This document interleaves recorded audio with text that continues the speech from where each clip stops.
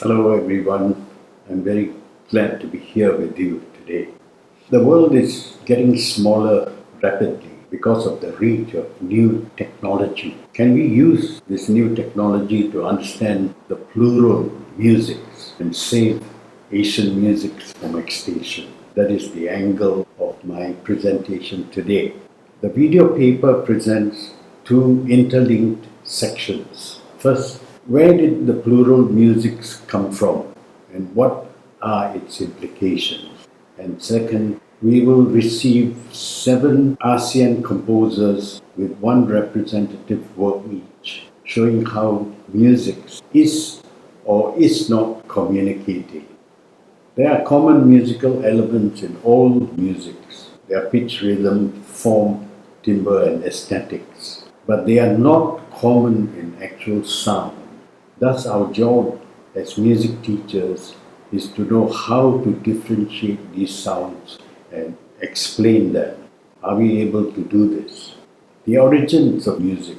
Where does this word come from? The plural music is a term created by Professor Jose Maceda in a book that was titled The Musics of Asia.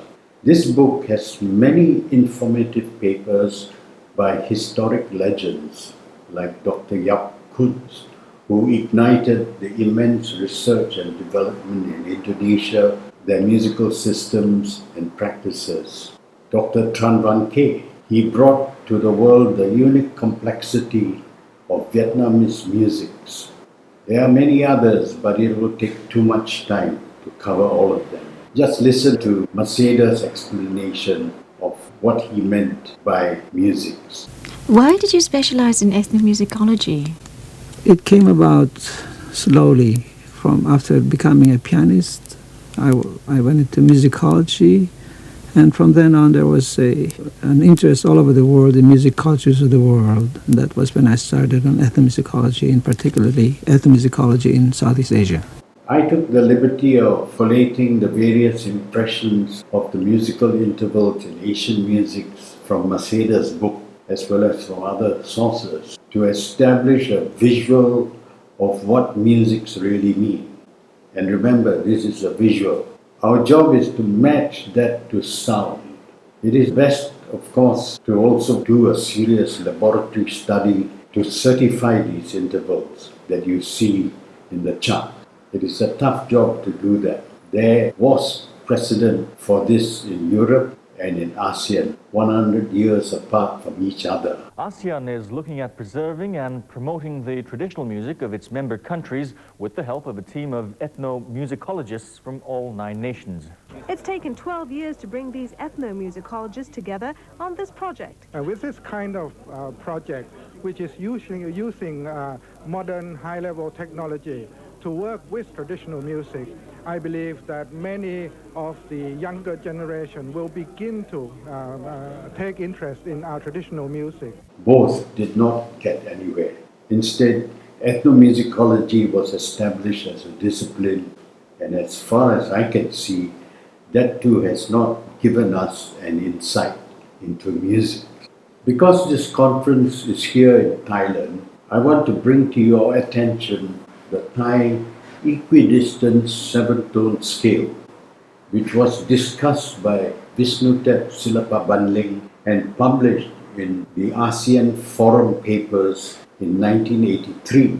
You can see what he presented, which was quite in-depth to juxtapose the Thai and the Western scales together to show that Thailand has a unique system. Visnutep is one of your legendary musicologists.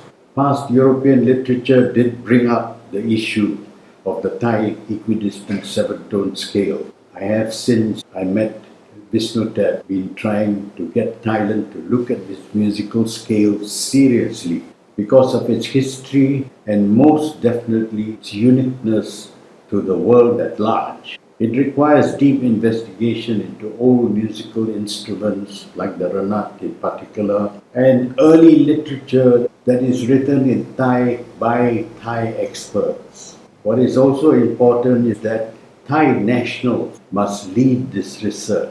If positive details were found on this scale, Thailand would be in line for a UNESCO World Heritage Award, much like the way the Pelok Selendro of Indonesia was given that status just a few years ago. Pak Rahayu Supanga from Indonesia played a major role in that Indonesian achievement. You will hear more about him in the next part when I talk about the composers. ASEAN did follow up with a series of composer-related ethnomusicology field projects, and there are many publications with recordings.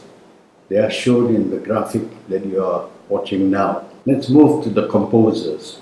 The first composer I'm presenting is Jose Maceda himself, and his first major work that opened our eyes and ears to a different way musical composition and scoring can be done.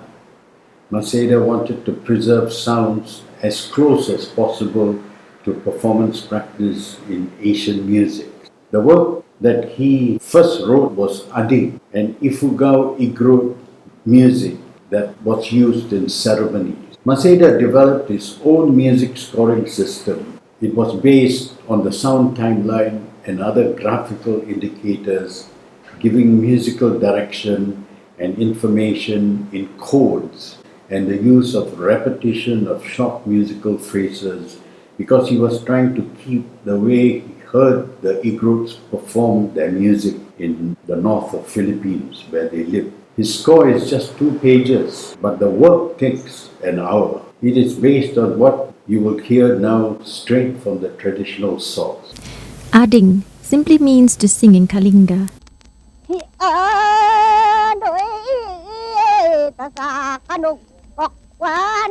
Utnam padakdak nganat nado mado malupat soban disunod datun tagum palsua.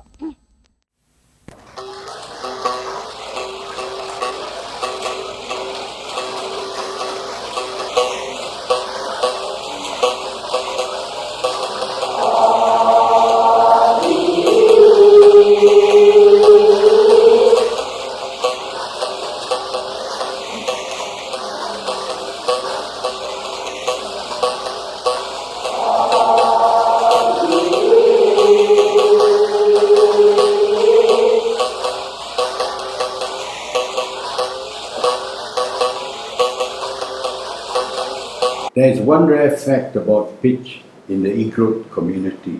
Each male has its own bamboo flute, and he has to bore the holes in the flute to the pitch of his 2 fingers. So in other words, he will use his 2 fingers to measure the bore holes, and that becomes his sound. That flute is very important for many reasons, because he will carry it through his life, and his first job as a young man is to look for a wife. It's a fantastic story I heard, I never forgot, but I never tried it myself. The second composer is Rahayu Supanga, whom I spoke about earlier, and his role in getting the world heritage for the Pelok Selendro system of Indonesia. He was pivotal as both a musician and an academic. He has worked very hard to ensure that the Indonesian musical system, the Pelok Selendro of Solo, can stand on its own and reinforce its concepts of musics. Pak Supanga has led the movement that united even the industrial makers of gamelan musical instruments, so that the musical systems and the gamelan manufacturing industry stays united and profitable. This is a very important point for Asia, because you don't want to always just perform music and expect other people to pay for it. Music is a business. Supanga was also a major teacher for the pedagogy in music in Solo, where he's mentor to many who are now in the business of music. His best students are taking his legacy forward today and creating new knowledge.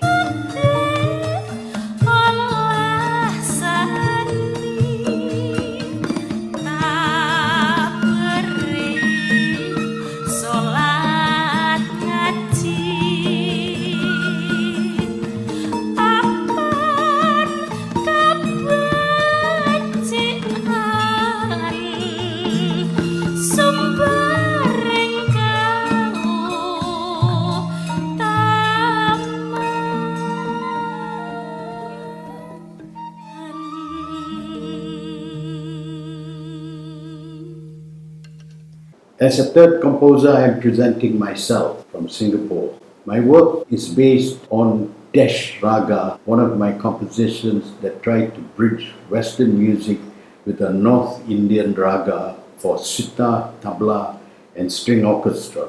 I used to play the sitar many decades ago. What I want to emphasize here is that this same work was reinterpreted in England, Vietnam. In Vietnam, the sitar was exchanged for violin, but they played the same score. It's a normal practice in Indian music to switch the instruments because they were all playing musics from a system they understood, which is the Raga Tala system.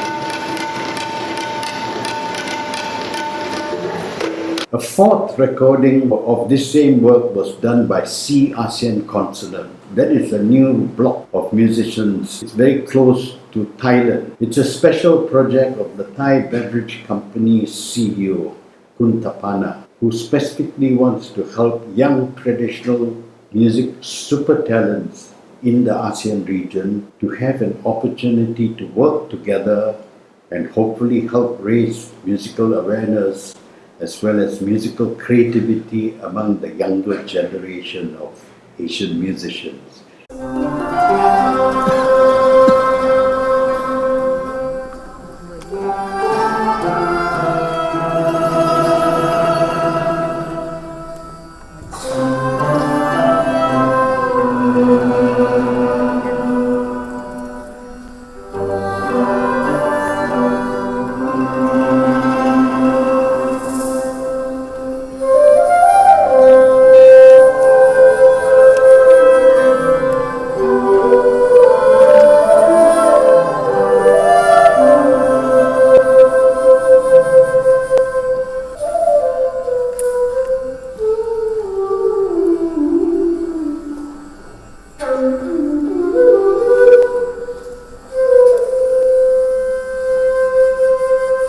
The fourth and fifth composers I'm combining because they are world famous names and they were in the popular music scene. They are Gesang Matohat Tono from Indonesia and Freddie Aguilar from the Philippines. Gesang and Freddie are both my friends. Both are successful individual popular music composers and performers. Their works penetrated the world music chains.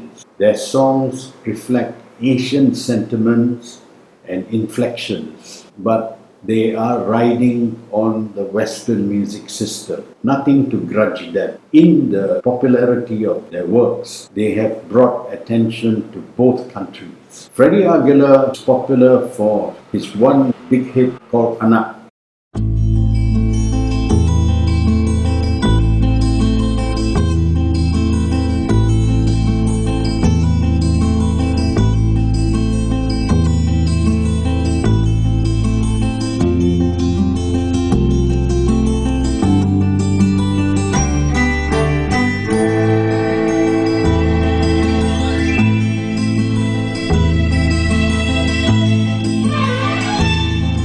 Nung isilang ka sa mundong ito, laking tuwa ng magulang mo, at ang kamay nilang iyong ilaw.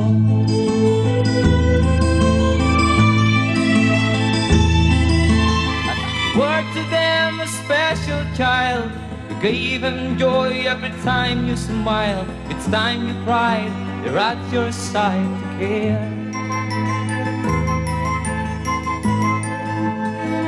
Child, you don't know, you'll never know how far they'd go to give you all their love can give.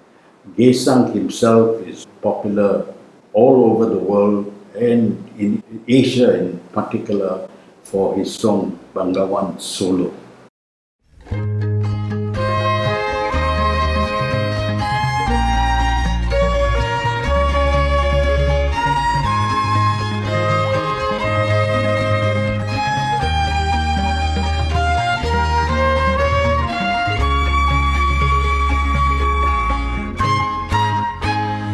Bengawan Solo, riwayatmu ini sedari dulu jadi perhatian insani. Written in the Western pop idioms, both songs have endured till today with multiple new versions around the world. These two works offer Asian music some insight into the possibilities of penetrating the world music chain. So I would say pop musicians, if you look very carefully at what you are doing, you could actually write the world with new material presented in a different way. No harm about that and no regret. Even Dr. Maceda will agree to that. The sixth composer is Chaibu Putra Chinda. He's a prolific Thai composer, performer and teacher. His composition Rises became a model work for a very unique project called ACTO, ASEAN Korea Traditional Orchestra. I served as its co-chairman in the founding of that fantastic orchestra. It was a mammoth project. The very presence of the orchestra is the front face of cooperation between ASEAN and Korea. As we begin to communicate the idea and the content of the orchestra, more and more people will take an interest. The musical scoring followed the normal Western orchestral style of score. Only a much larger score page was needed. ACTO had 81 different musical instruments from ASEAN and Korea. The challenge was to guide basic musical logic in orchestration and performance through many practices under the relevant traditional musics experts, and then leave the issue of interpreting music in such a combination to the performers, the tutors, the composers, and the conductors to draw out the final product. There are many recordings of this orchestra, and I make them available to all the students that I teach. ACTO was before its time, still a historic development for Asia and Asian music.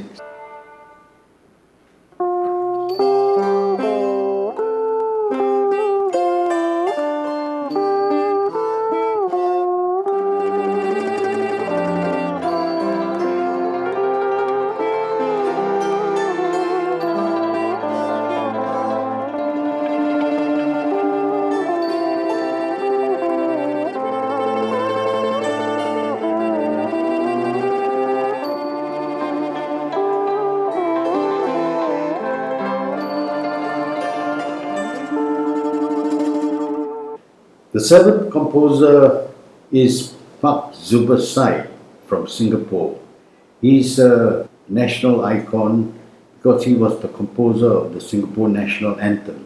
His early years and musical roots are from Minangkabau in northern Sumatra. He came to Singapore and worked as a composer in the early Malay movies, becoming skilled in balancing Malay music motifs with Western orchestration techniques. In this presentation, I'm focusing only on 8 bars in the Singapore national anthem that were taken out after it was composed. It would have been left in if musics, the plural, was a term that was understood by all of Asia, including Singapore. I explained these 8 bars of music on Singapore television, which I'll play for you. The whole phrase where they took it off would be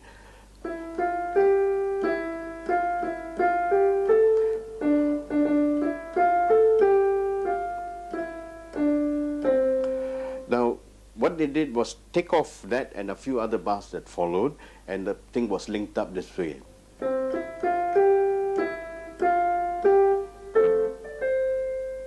Okay, that's where they jumped on. The questions that linger: why have we overlooked the message from Maceda and his generation of musicologists on music? Are we waiting for the West to come and solve our problem with music? So far, it's always been relying on the West for music, for even accrediting music, whether it was classical or academic. We look to the West. Is it time for us to stop this? You are the answer, the younger generation.